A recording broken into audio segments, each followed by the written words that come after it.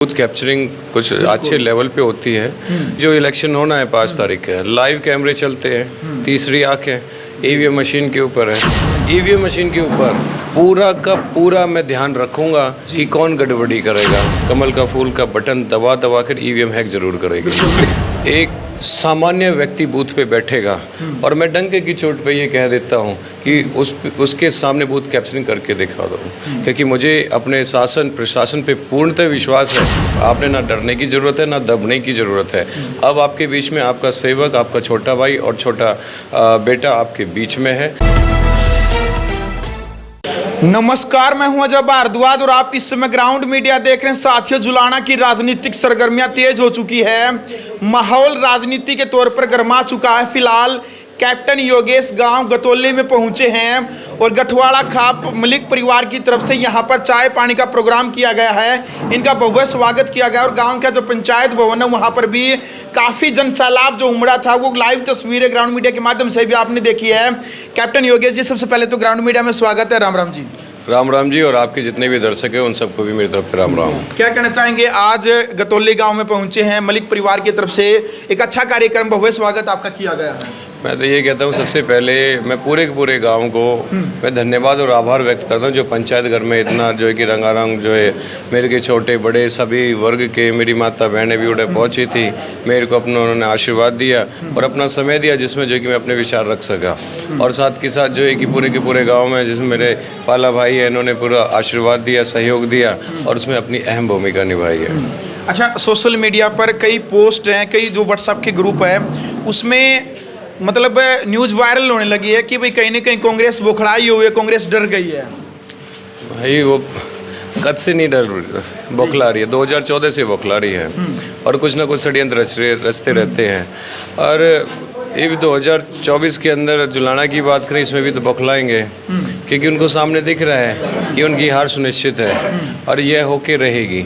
और इस बार जो कि जुलाना के अंदर इतिहास रचा जा रहा है, जैसे 2014 में इतिहास रचा पूरे के पूरे भारतवर्ष में, हरियाणा में भाजपा की सरकार आई। इस बार 2024 में देर आए लेकिन दुरुस्त आएंगे। जुलाना के अंदर कमल का फूल जरूर खिलाएंगे। अच्छा, सोशल मीडिया पर कई दिनों से जो बूढ़ाखेड़ा 2 दिनों से जो बूढ़ाखेड़ा लाठर गांव है, उसकी एक वीडियो सोशल मीडिया पर वायरल होने लग रही थी, जिसे हरियाणा के बड़े बड़े मंत्री हैं, सांसद हैं, एमएलए हैं, बीजेपी हरियाणा, ट्विटर ने भी वो ट्वीट की है वीडियो कि बीजेपी के कार्यकर्ता ने सिर्फ इतना ही कहा था कांग्रेस कार्यकर्ता ने उससे कहा था कि भाई आप किसकी वोट डालेंगे।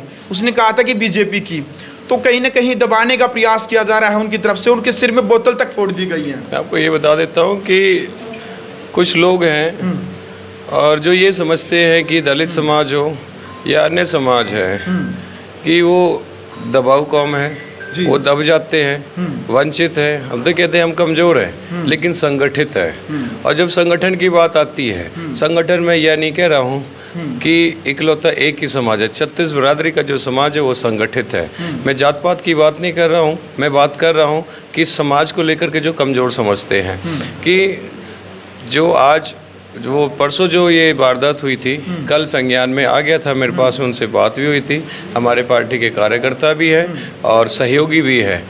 उनके तुरंत रेस्पॉन्स से कानूनी कार्रवाई का भी सूत्र बैठा दिया है और प्रशासन ने बहुत इसमें अहम योगदान दिया है। तुरंत प्रभाव से एफआईआर दर्ज करी है और साथ के साथ जो आरोपी हैं जिन्होंने ये घटना जो है कि सामने करी है, वो आज भी थाने के अंदर बंद है। और मेरी प्रशासन से अनुरोध भी है कि सख्त से सख्त उस पर कार्रवाई भी करी जाए।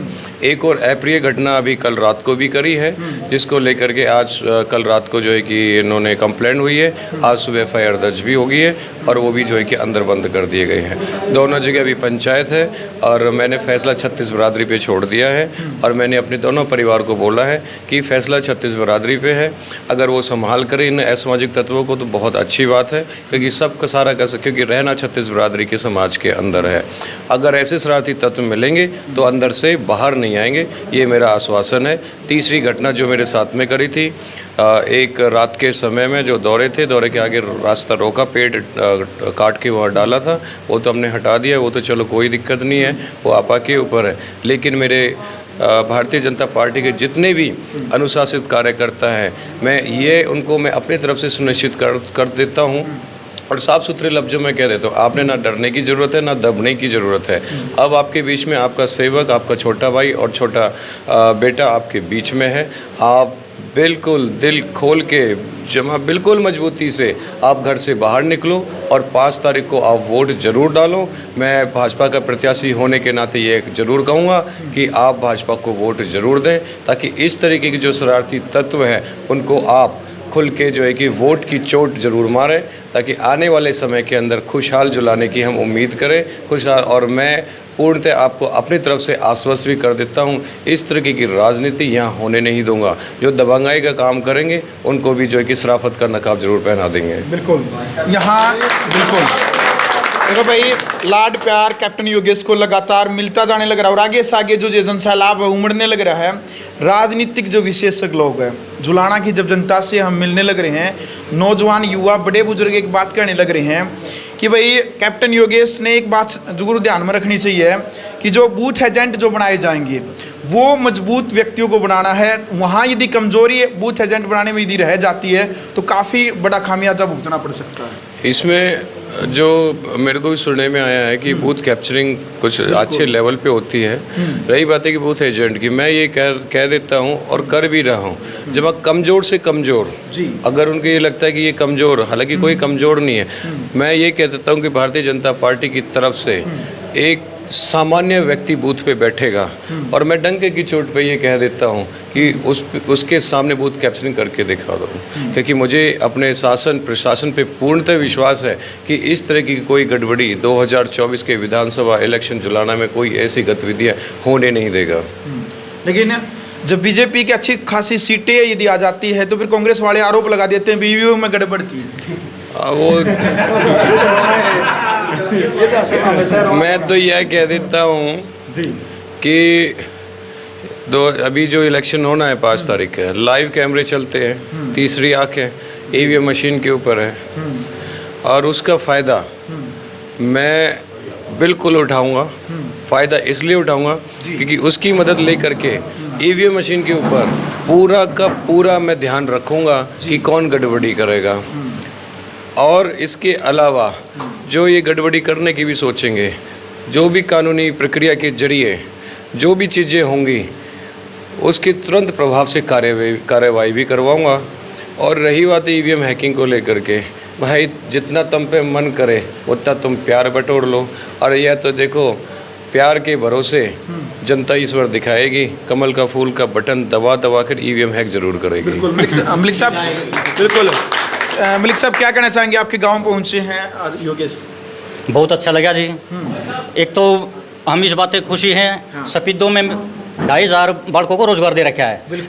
मैं ये सोचता हूँ भाई कैप्टन साहब हमारे गांव में आए, हमारे को भी 2,500 को रोजगार दे। बिल्कुल इन कामों से खुश हो गए। मैंने कैप्टन साहब का हाथ पकड़ा है। गतौली तो जिता दोगे। छोटा जी सब काम खड़ा जी, देख लो, घुमा दो कैमरा। भाईचारा खड़ा और उससे फल तोड़ क्या होगा जी। हाँ, मजबूती भाईचारा के लो जी, भाईचारा अपने साथ। गठवाड़ा खाप की तरफ से मान सम्मान दिया गया है, समर्थन दिया गया है, मैं क्या कहना चाहेंगे? मैं तो भाई का और अपने इस समाज का मैं तो आभारी हूँ। और मैं भाई से यही बात कह रहा था कि भाई साहब इस बार जो कि 36 बरादरी के सहयोग और आशीर्वाद से जो कि एक साफ़ सुथरी नेक एक यहाँ पर भी आप सरकार लेकर के आओ, ताकि जुलाना के विकास में सबकी अहम भागीदारी रहे।